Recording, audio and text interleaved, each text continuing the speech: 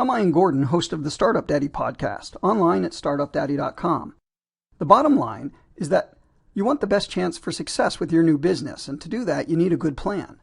We are bombarded on a daily basis by TV and movies that make it seem like all you need is a great idea to make it big. See if this looks familiar. Nick Vanderpark was a family man and a dreamer. What if you had a spray can, see? And you spray it on dog poo, and the poo disappears? That is an awesome invention. It's not an invention, it's an idea. But this time, Nick may be onto something. I got a name for it. Vaporize. It's just like vaporize, only you add an O, so you got poo right there in the middle. No matter what kind of dog you have, let's face it, they all have to do their business. One spray, problem solved. Nick's got more than he ever dreamed of. We have so much. Hey, Jimmy, check this out!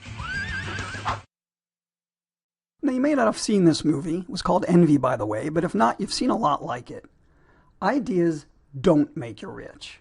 I hate to tell you, but great ideas are totally useless.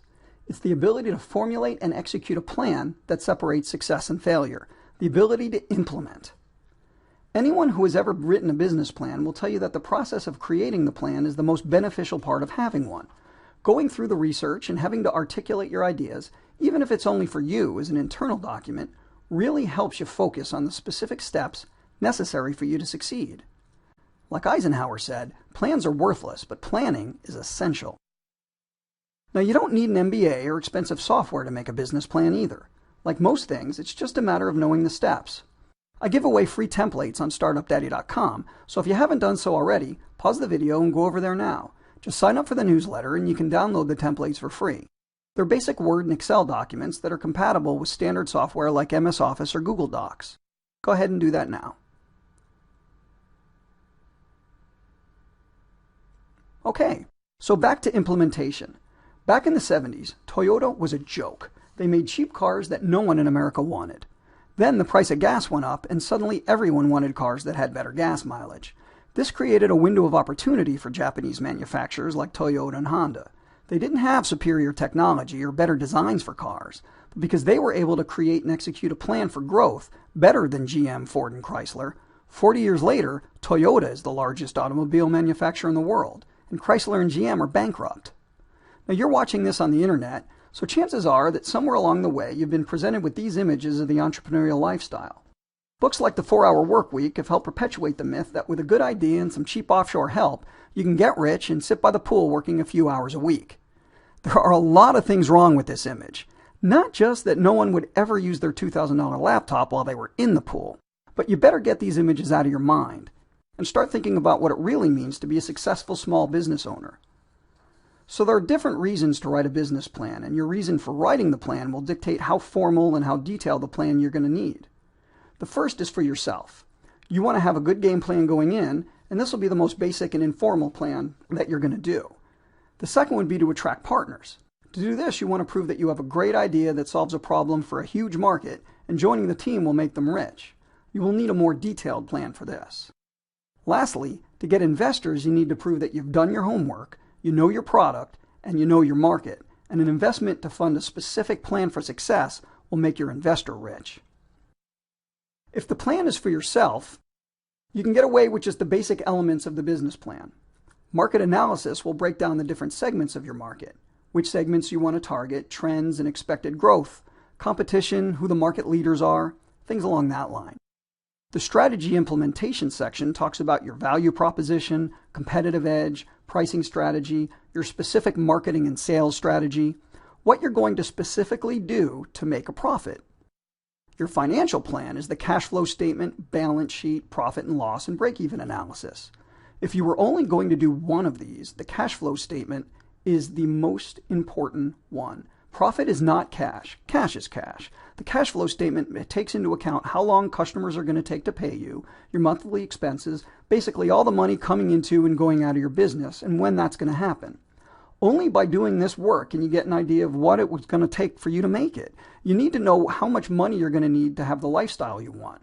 And this is going to tell you if your business idea was going to fund that lifestyle. Now, the elements of a more traditional business plan are up on your screen now. Basically, the executive summary breaks down the objections, mission, keys to success.